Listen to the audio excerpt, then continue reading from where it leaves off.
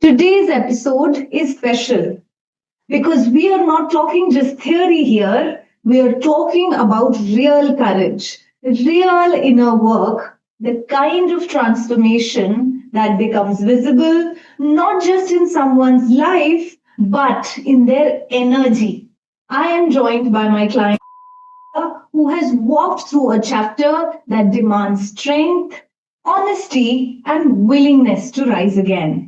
She has completed her first 10 sessions with me and has now made a choice to continue this journey with me. Her story is the one I have seen up close and personal. The shifts, the breakthroughs, the quiet victories that often go unseen. And I know her journey will speak to a woman who is listening silently from the other side and wondering if change is possible for her too.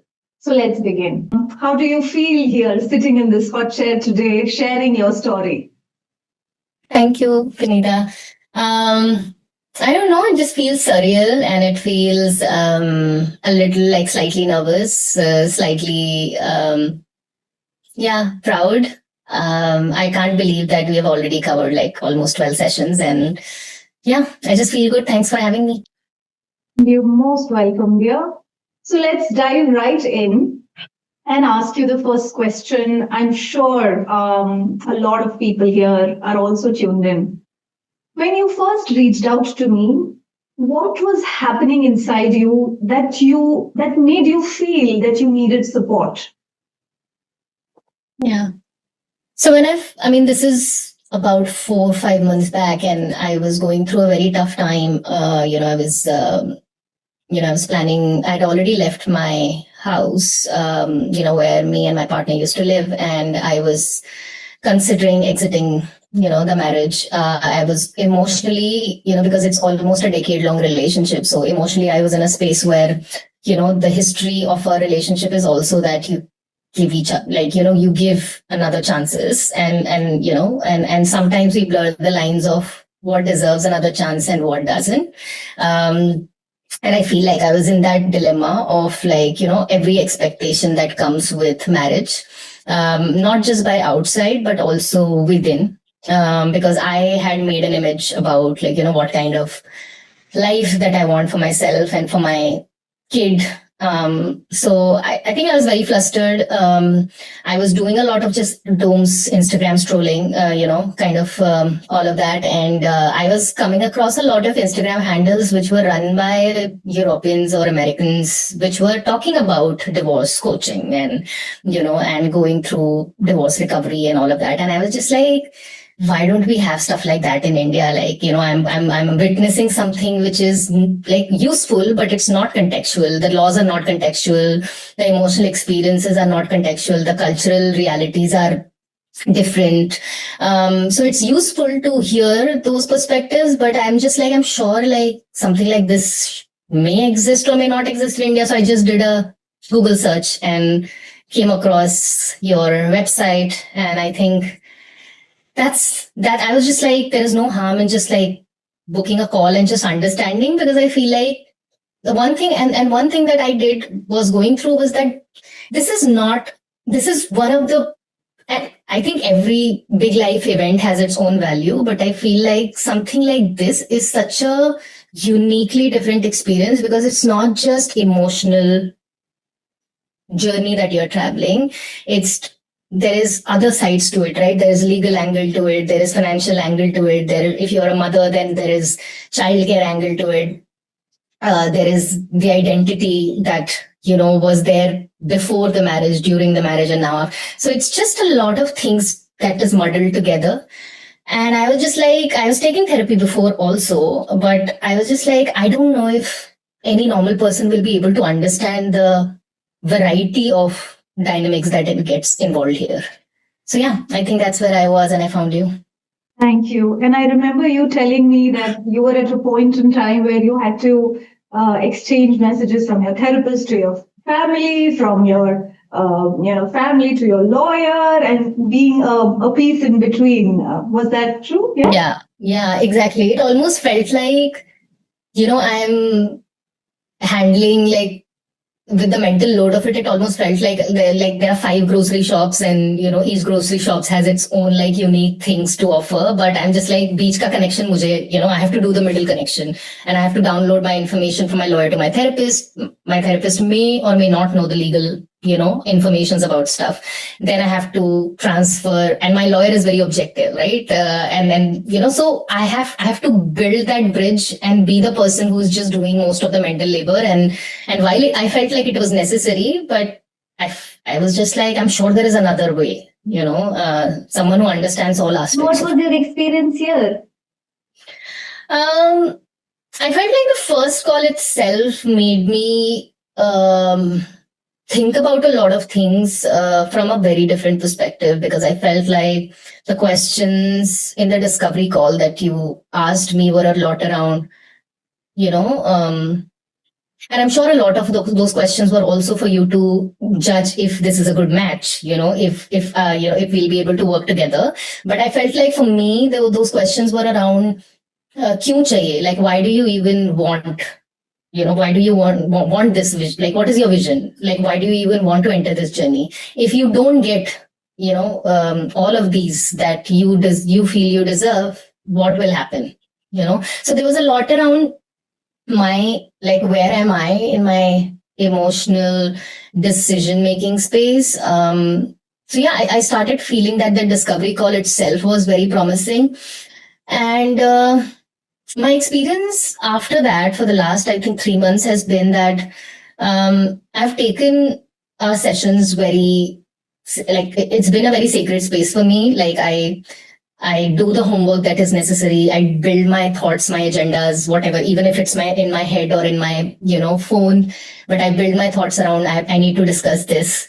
And I feel like a lot of sessions for us have been tangible, action oriented sessions. That these are, like, I feel like all of them actually, even if we were talking about sessions which were focusing on my emotional courage building or spiritual growth, or just identity shift, even they were ending with clear next steps and kind of actionable items that I can do. So I feel like the biggest shift for me, as I see in retrospect, has been the mental strength that it has given to me, because I feel that's where the diamond is. Because बाकी तो lawyer सबके पास होते हैं, therapist भी सबके पास almost मिल जाते हैं, like, and there are services out there, but I feel like the mental strength, if we are really invested in that growth, I think that is something that is so unique to everybody. Like, everyone has their own mental strength, and that is what is unique. And I feel like those sessions really helped me harness my own. Wonderfully put. So beautiful. So when was the earliest shift that you remember noticing? When did things start working for you? What were the earliest shifts that you noticed? I think some of the earlier shifts that I noticed was a lot around my boundaries. And I started feeling like, when we are going through something which has really damaged and hurt us, it's very natural and human to get into this zone जहाँ पर आपको लगता है कि you are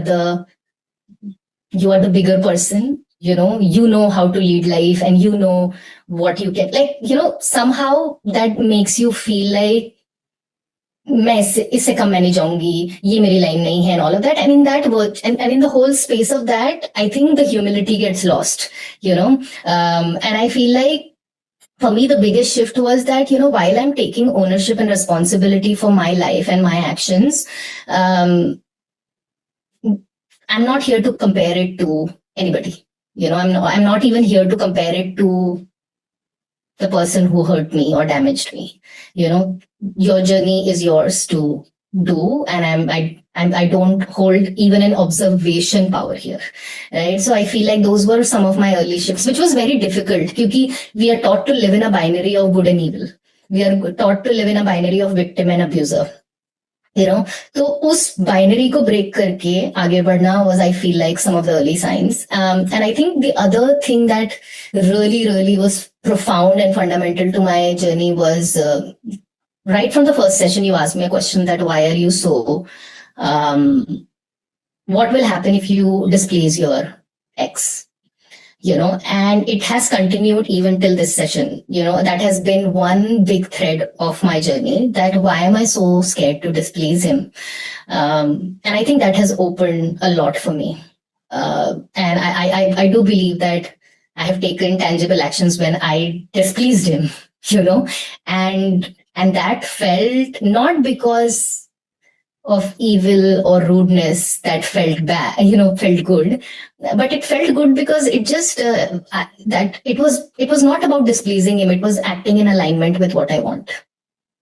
And if that results in displeasing him, it's not my responsibility. So powerful. My happiness, my responsibility. Others' happiness, others' responsibility. Yeah. What I think of me is my evolution. What others think of me is their evolution. Yeah. So pretty, so wonderful. So, was there a moment where something really clicked in you, and you realized that I'm not the same woman in this journey anymore? Would you want to highlight that? I think there was a time when I think in one of our sessions there were two specific moments I remember. There was one of our sessions when I'd gone through a very bad phase of exchange and conversations with my ex, and we were, I think we were discussing about it in our sessions, and you just talked about, we started having a conversation about, I need to start dehumanizing him. I need to start humanizing him. That was, and in the process of when I'm humanizing him, I also need to humanize myself, right? Like, humanizing from a God status to a human status. That's what you mean. Yeah. So I'd kind of, the dynamics of the past decade had made me put like, because I have to maintain the peace and I have to keep the harmony of the relationship and I have to keep things happy, like I'll shrink myself and I will give him, I'll put him on bigger stage. Yeah. So the only way that the dynamics was working was because if I shrink myself and I make myself smaller, then I will be able to make him bigger, right? And make him feel bigger. So that's where I was putting him on the pedestal, and I was shrinking myself. So I think that whole thing just made me feel like I need to look at him as a human, and it's also tricky because I'm an empath, right? So the moment I start looking at somebody as a human, I also start excusing a lot of their behaviors. Right? Because I was like, oh, the humans make mistake. Oh, ye to aisa bol diya hoga. So it was a very tough balance to strike for me, to be like, what is okay? Like, what does humanizing someone really mean? And I think that journey shifted the way I approach things. And I think the second session moment I remember was when I was in this space where I was heavily, like, there was a lot of guilt in me that, and we've seen these ups and downs where one moment you're confident of the decision, other moment there's a lot of guilt. Am I on the right track? Again, we are coming back. No, I'm right. It's been like a curved journey, and again coming back. Oh, I still feel guilty. Am I, Yeah, exactly. And it has been that peaks and valleys, right? It's not been like a exponential graph. So, and there was a lot of guilt of like exiting the marriage, taking away, what was supposed to be. And I feel like you made me go through an exercise around like the pie chart where, there is, what am I taking responsibility for, and what are the other factors that were responsible, whether that is people, situations, whatever that is. And I think that really made me, like, not in one instant, but I think little by little, it really made me feel like, ho gaya, matlab, stop taking 100% responsibility for everything. Yeah, stop it. Yeah. And it's also like in a larger values point of view, I also started feeling like When you're taking 100% responsibility of every damn thing in your life, then it basically is patronizing to so many people I'm engaging with, right? Like it's patronizing that why the hell I'm in relationship with people that when I feel like I have to own 100% responsibility. Um, yeah, that. Wonderful. Thank you for sharing. And I now sense and see that you've completed your 10 sessions. They went good. And you chose to renew them as well.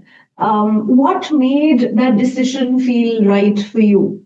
I felt like, of course, I mean, our journey was coming close to an end. And, you know, while every session and every week has been remarkably like, moving and, supportive of my growth, I felt like I've almost reached a space where वो होता है ना कि I think we also discussed that metaphor, right? Like it almost felt like the caterpillar is now coming, like ready to come out of the cocoon, right? Like it just almost felt like I'm here, and if I stop it now, then I will get like I still have more work to do on myself. Like my life is also like I'm only entering the legal paperwork now.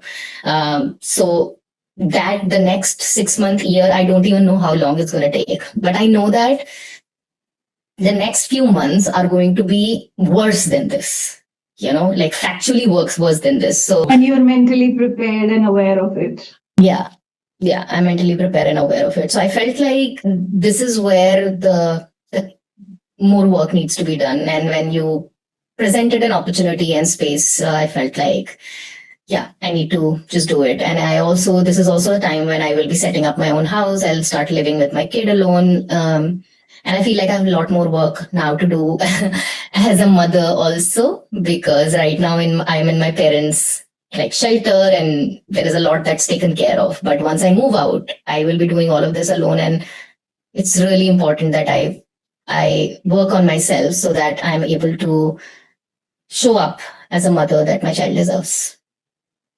Wonderful, wonderful. And thank you for sharing this, because yes, realizing where am I in this journey, that itself is a consciousness, it is a skill, it can be learned.